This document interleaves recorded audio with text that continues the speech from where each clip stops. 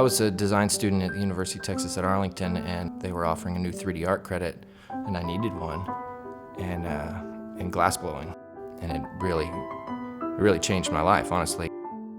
When you learn to manipulate glass and you learn to see the heat, so to speak, you learn to anticipate how it's going to move.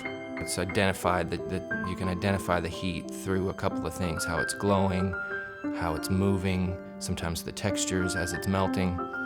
So you just, through practice and repetition and failure and success, you remember how it might move if you influence it in a way. So in the process of making these long, drawn-out ribbons of glass and then winding them back on themselves, you really have to kind of let the world fade away and be in the moment, absolutely in the moment.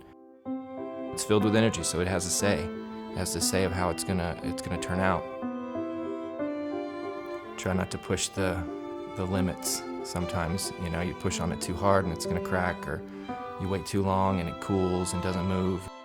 Making this award for Paul Paine, I really thought about his past career in military service in the Navy, connection between the fluidity of flight and the fluidity of the ocean.